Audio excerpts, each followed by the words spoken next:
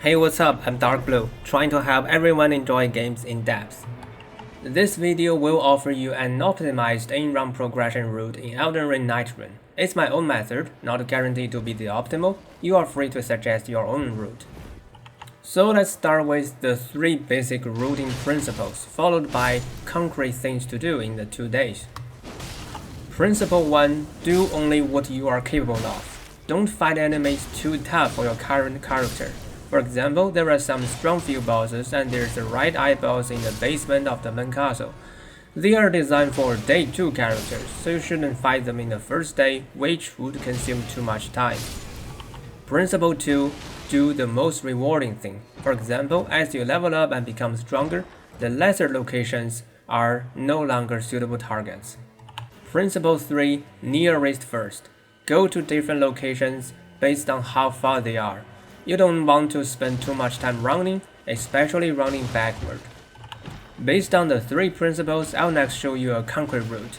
It's just my personal strategy and there can be better solutions. The first thing to do as you land is to finish the minor camp nearby. There are only very weak foes giving you some starting runes. Then find the nearest grace and level up to level 2. Only after this should you consider other activities. The things to do in day 1 can be divided into 3 groups. You want to go to churches to upgrade your flask charge, you want to clear minor locations to collect weapons, and you want to upgrade your weapon or farm some runes to level up. Let's start with the first target, churches. There are 3 churches per round marked by the dark orange icons. Once you consume a church, its icon will turn gray and consumed churches won't refresh in day 2. So you shouldn't go to a church that you have already visited before. Then for gathering weapons, you want to go to minor locations. They are great churches, encampments, and forts. Ruins can count as minor locations but are a bit harder. Sometimes you will also encounter field bosses. Some of them are marked by a black icon on the map, meaning they are suitable for day 1. Some are marked by a red icon, showing they are for day 2, so you should avoid them in the first day. These are what you can do to collect weapons. As for what weapons to collect, my understanding is as follows. First of all, you should have 1 weapon in correspondence to the weakness of the targeted Night Lord. Before you start the run, you can notice a special icon at the corner of the boss avatar indicating its weakness. Moreover, some location icons are attached with a small icon as well, showing you are guaranteed to get weapons of this affinity after defeating the boss here. Let's call them themed locations. If you find a theme location with the same theme as the boss weakness, congratulations, you should go there in the first day and grab yourself a weapon for the Night Lord fight. If not, well, you can now only rely on your luck in random weapon drops. Besides this Night Lord weapon, I also recommend considering 3 to 4 extra weapons. The first is a weapon that can provide rank 3 damage level, such as the jump heavy attack of Greatsword and light attack of Colossal weapons. This can greatly reduce the difficulty when facing staggerable enemies. The second is a ranged weapon. It can be a melee weapon with a ranged skill such as Stormblade and Wickham Slash, or a bow or a spell catalyst. If you cannot come across any of them in random drops, you still have 1 option. Based on the key binding hint at the bottom right corner of the map, turn on the detailed information page where you can see some special footnotes attached to some locations. You can go to locations marked with bow, staff, or seals, and know that you need to loot the pickups there instead of fighting the boss. For example, the bow shelves encampments will guarantee bow drops, but the boss reward won't.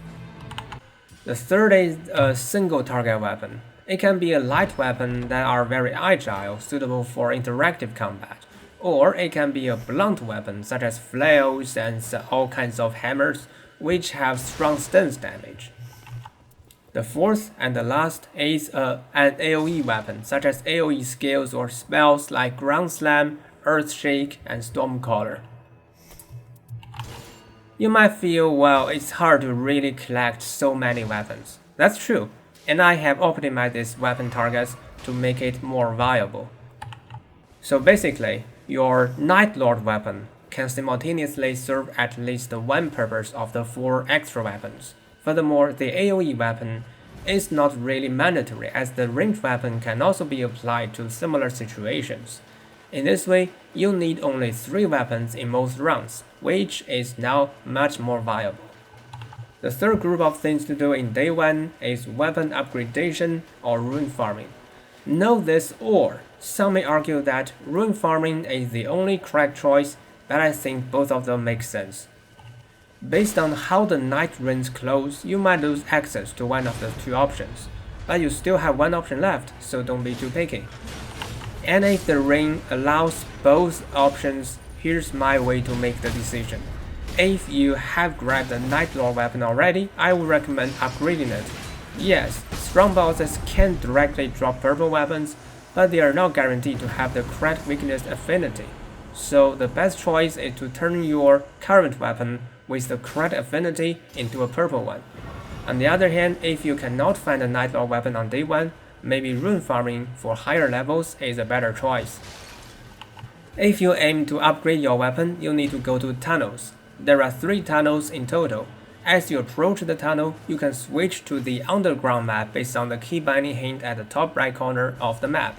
In the center of the tunnel, you will find a stronger enemy which doesn't have a boss HP UI. Defeat it, and you can pick up a purple smithing stone. Then you will need to find a merchant. Again, go to the detailed information page to know which locations contain a merchant. Go and find the merchant, and then use the smithing table near him to upgrade your weapon. So that's the end of day 1. Based on my solo experience, if you choose to upgrade your weapon, level 4 with a purple weapon is enough. Otherwise, level 6 with a blue weapon is fine. For co-op rounds, maybe you need a higher standard, as 3 people can do much more than a single person.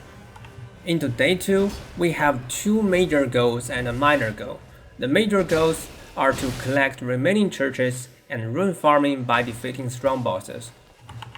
As another reminder, churches that you already collected won't refresh in day 2, indicated by a gray rather than dark orange icon, so don't visit churches you have visited again. Then, to fight strong bosses, you need to consider the following. Strong field bosses, marked by a red boss icon, which will be automatically marked at the start of day 2.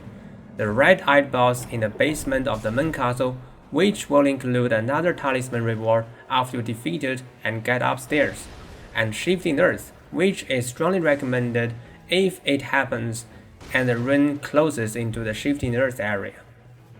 Strong bosses will directly drop purple weapons. If you have already obtained a Night Lord weapon, you don't need to change it in most time. Just update your extra weapons into purple ones instead. If not, then wish you some good luck in finding drag drops. As for the minor goal, it's to collect talisman.